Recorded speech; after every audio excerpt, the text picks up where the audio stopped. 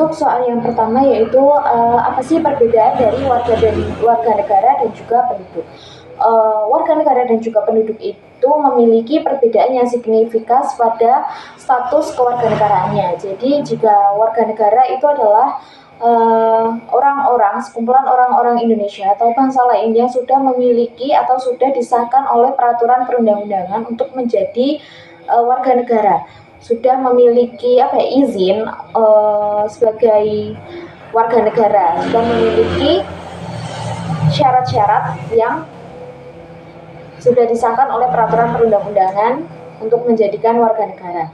Dan yang kedua yaitu penduduk. Penduduk itu seperti sekumpulan orang Indonesia atau orang bangsa lain yang hanya bertempat tinggal di suatu negara. Karena jika warga negara ini tadi sudah disahkan oleh undang-undang dan menjadi warga tetap, maka dari itu penduduk ini hanya sementara sifatnya. Jadi hanya bertempat tinggal pada suatu negara.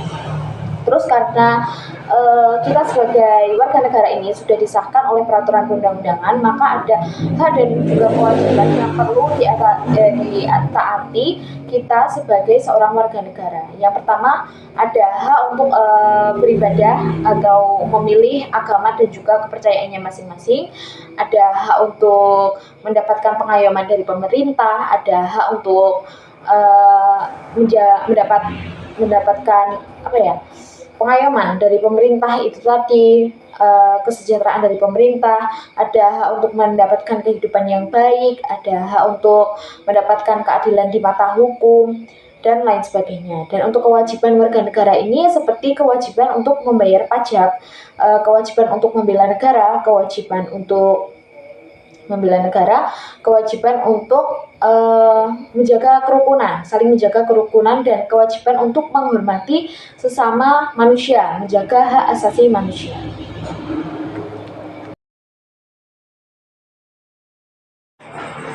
Menjawab soal yang kedua tentang makna Bhinneka Tunggal Ika. Bhinneka Tunggal Ika terdiri dari tiga bahasa atau tiga kata. Yang pertama ini ada Bhinneka yang artinya berbeda-beda, Tunggal yang artinya satu, dan Ika yang artinya itu. Bhinneka Tunggal Ika yang berarti berbeda-beda tetapi tetap satu jua. Dalam makna lebih dalamnya, berbeda-beda tetapi tetap satu jua ini, seperti yang kita tahu, di Indonesia itu mempunyai berbagai macam perbedaan suku, ras, budaya, adat istiadat, dan lain sebagainya. Tetapi kita tetap menjadi satu tujuan atau kita tidak terpecah belah walaupun banyak bermacam-macam suku bangsa.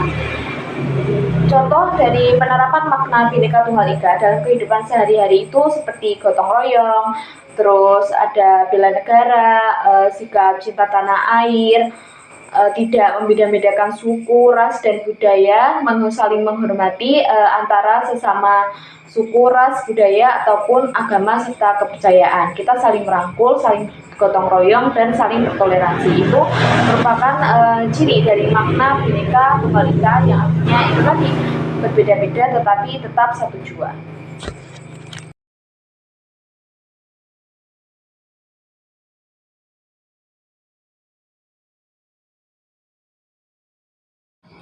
Jawab pertanyaan yang keempat, yaitu tentang analisis apa saja tantangan yang dihadapi kedaulatan pada era digitalisasi. Yang pertama itu adanya pengaruh dari globalisasi. Yang kedua adanya krisis kepercayaan terhadap pemerintah. Yang ketiga adanya perubahan nilai dan juga budaya.